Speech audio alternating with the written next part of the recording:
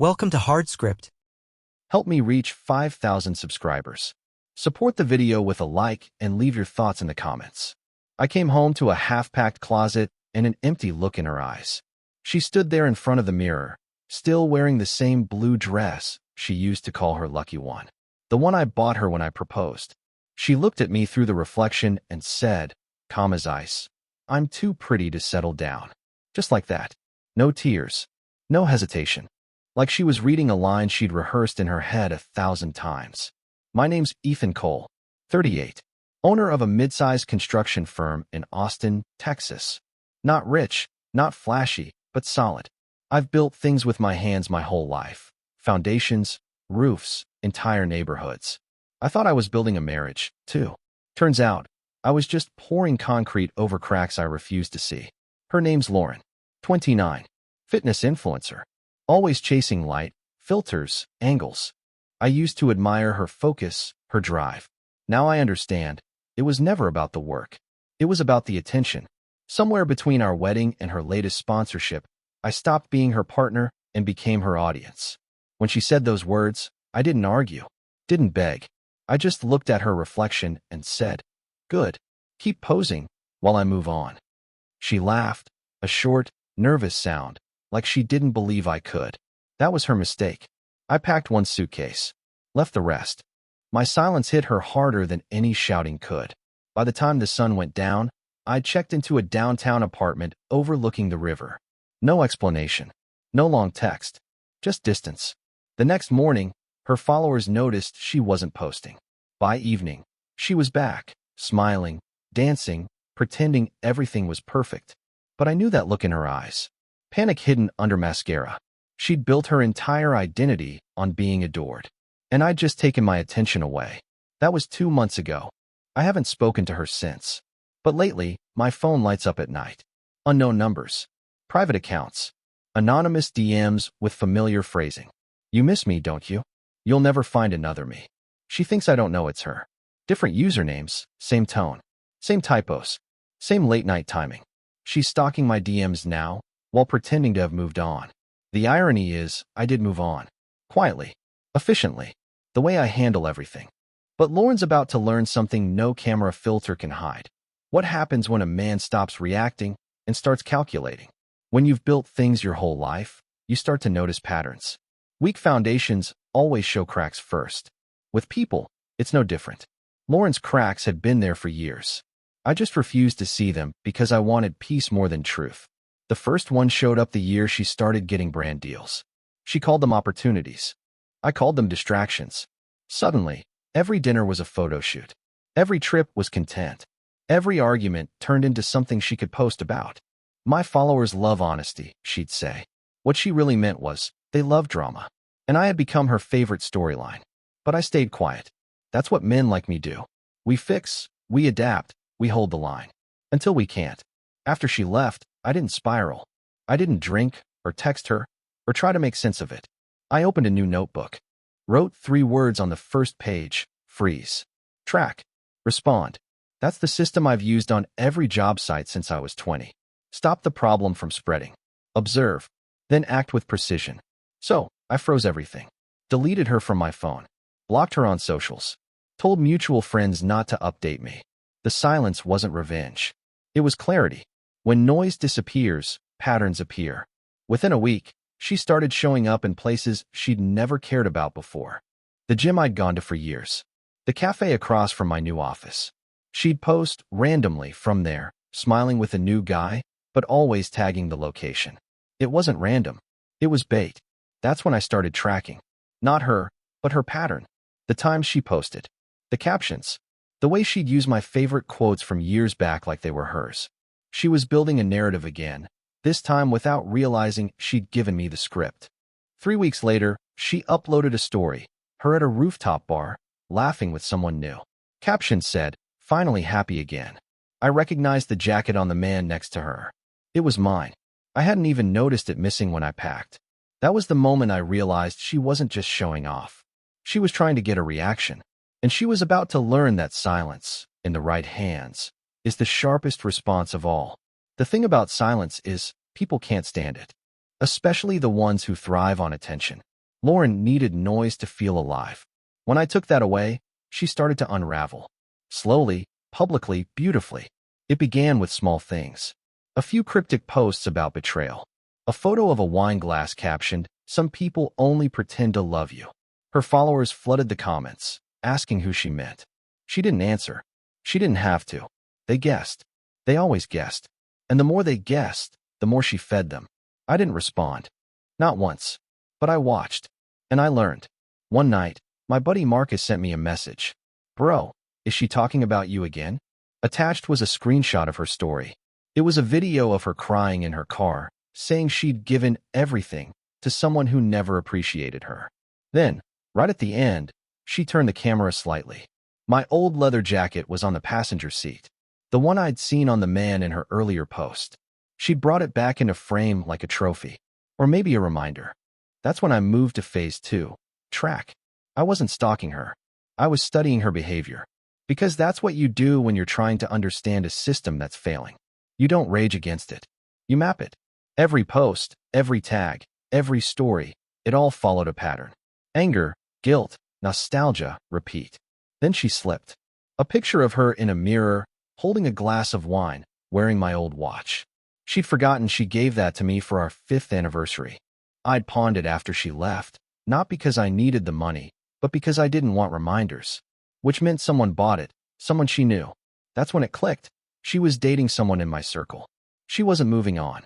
She was circling back, trying to stay close enough to hurt me, or maybe just to see if she still could. But here's the thing about trying to control a quiet man. You never see when he starts building. And I was building something, patiently, methodically. A plan not for revenge, but for closure. The kind that doesn't need an audience. The man she was seeing turned out to be someone I knew, Tyler Brooks. Used to work for me 2 years back. Ambitious, restless, the kind of guy who smiled too much when he wanted something. I'd fired him for cutting corners on a client project. He'd taken it personally. I guess dating my ex-wife was his way of getting even. At first, I didn't care. People like Tyler burned bright and short. He was just another prop in her endless performance. But then, one night, I got a message from an unknown number. No text, just a picture. My old truck, parked outside the building where I live now. The caption said, "You still missing her?" That's when it stopped being amusing. I checked the security footage from the parking garage. Tyler, standing beside the truck, smirking at the camera. I didn't confront him. I didn't even call the cops. I just saved the footage. That's when I moved to phase 3, respond. I didn't respond the way they expected. Not with anger, not with confrontation, but with precision. I started documenting everything, screenshots, timestamps, messages, even the DMs she thought were anonymous. I created a folder on my desktop called Proof. Meanwhile, Lauren kept posting. Perfect life, perfect smile. But the cracks were widening. She'd go live at night, glassy-eyed, talking about how some men can't handle strong women. Her followers loved it. They didn't know she'd sent me 6 emails in the past month under fake names, each one begging for closure. I wasn't giving her that. Closure is earned, not granted. One afternoon, Marcus called. "Man, I think she's losing it," he said. "She showed up at Tyler's gym today, screaming about betrayal. Said he'd used her." I didn't answer. But inside, I knew it had started. The collapse. I didn't need revenge. I just needed time. People like Lauren always destroy themselves when no one's watching. 2 nights later, she posted a photo. Caption read, "Sometimes you have to lose everything to find yourself." The comments were full of sympathy, encouragement. But I saw the truth. The reflection in her wine glass, my building's lobby. She wasn't finding herself. She was coming back. That night, I didn't sleep. I sat by the window, watching the street below, waiting. Around midnight, I saw her, standing in the glow of the streetlight across from my building. Same coat, same perfume I used to love. She wasn't moving, just staring up at my floor, phone in hand. Like she was trying to decide if she should call or just wait for me to come down. I didn't move. I didn't even close the curtains. I wanted her to see the light on, to know I was awake, but not coming down. After half an hour, she left. No knock, no message, just silence. In the morning, I found a small envelope under my truck's wiper. Inside was a Polaroid photo, her sitting on the hood of my truck from the night before, holding a note that said, We were perfect once. I didn't respond, just slipped it into the proof folder. For a while, she disappeared again. Weeks passed. My business grew, my days got longer, and her shadow started fading. Until one afternoon, a client meeting ended early and I stopped by a new cafe downtown. She was there, sitting alone, staring at her phone, pretending not to notice me. Her reflection in the window gave her away. She saw me. She got up, walked past my table, dropped her sunglasses on purpose, then froze when I didn't move to pick them up. She said softly, "You really won't talk to me?" I didn't answer. I just looked at her, calm, steady, unreadable. After a moment, she forced a smile, said, "You've changed," and left. That was the last time we spoke. But that silence, my silence, did something to her. 2 days later, she posted a long caption about toxic men who weaponize calm. It went viral. Sympathy, likes, support, everything she craved. But I saw it for what it was. Desperation disguised as empowerment. Still, I stayed quiet. Because quiet has weight. It echoes in the minds of those who expect noise. That weekend, Marcus sent me a link. "You should see this," he said. It was a live stream. Lauren, drunk, sitting on her apartment floor, talking about how she'd lost her muse. She didn't know it yet, but she was about to lose something much bigger. The live stream stayed up for 3 hours before she deleted it. I didn't need to watch it all. The first 10 minutes told me everything. She was spiraling. The apartment behind her looked bare, half her furniture gone. Her voice cracked between sentences as she blamed everyone. Me, Tyler, her followers, even the algorithm. But what caught my attention wasn't what she said. It was what I saw. Behind her, on the shelf, sat a framed photo of us from 5 years ago. The one she swore she'd burned after the divorce. I'd taken it on our anniversary, just before everything started to fall apart. She'd kept it. That meant one thing. She wasn't letting go. The next morning, my assistant called. She said someone had been asking questions at the office, pretending to be a client. When I checked the security feed, I saw Lauren in oversized sunglasses, standing at reception, trying to act casual. She left after a few minutes, but I knew that look. It wasn't curiosity, it was panic. That's when I decided to move. Quietly. I called an old contact, Rick, a private investigator I'd hired once for a property dispute. I didn't want revenge. I wanted information. I gave him Lauren's full name, her address, and told him to look into anything strange: financials, social media deals, partnerships. 2 days later, he called. He said her sponsors were dropping her. 3 brands in 1 week. Someone had leaked screenshots of her buying fake followers. Her income was drying up fast, and the apartment she flaunted online wasn't even hers. She was 3 months behind on rent. I didn't gloat. I didn't celebrate. I just listened, then thanked him. That night, she sent me another DM from one of her burner accounts. "You think you're winning, but you're not. You'll miss me when the silence gets too loud." I stared at the screen for a long time before typing a single word: "Understood." Then I blocked the account. Sometimes, the strongest answer isn't anger. It's finality. The next week, her page went dark. No posts, no stories, no appearances. For most people, that would have been peace. But for Lauren, silence was death. And I knew, deep down, that kind of silence never lasts long. When her profile went silent, I thought it was over. For a while it was. My days returned to normal: work, gym, quiet dinners alone. But quiet doesn't last when someone like Lauren is involved. For her, silence isn't surrender. It's preparation. It started small again. A few mutual friends mentioning she'd moved out of her apartment. Rumors that she'd been seen with a camera crew, filming something. Then a news alert popped up on my phone. A teaser for a new YouTube series, Rebuilding Lauren. The thumbnail showed her on a beach, crying under a sunset. The headline read, "Heartbroken influencer opens up about her divorce from a controlling husband." I watched the trailer once. That was enough. Every scene was twisted, every memory rewritten. She called me cold, manipulative, said I'd isolated her from her dreams. The production value was high: soft lighting, piano music, perfectly timed tears. I almost had to admire her craft. She was rebuilding herself the only way she knew how: through fiction. But what she didn't realize was that fiction leaves fingerprints. The footage included clips of our home, angles she could have only filmed after I left. Which meant she'd been there again, after the separation. Probably more than once. That realization hit harder than I expected. She hadn't just rewritten our story, she'd walked back into it without my permission. I went back through my proof folder.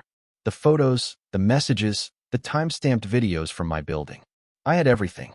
Enough to bury her documentary before it ever launched. But I didn't send it. Not yet.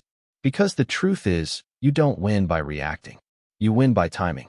A week later, her first episode dropped. Within hours, it hit 500,000 views. Sympathy flooded in. She was trending again. People called me the monster. She never said my name, but everyone knew. Marcus texted, "Man, you gonna respond?" I just wrote back, "No," because I'd already seen the end of her story before she even filmed it. People like Lauren can't survive their own lies.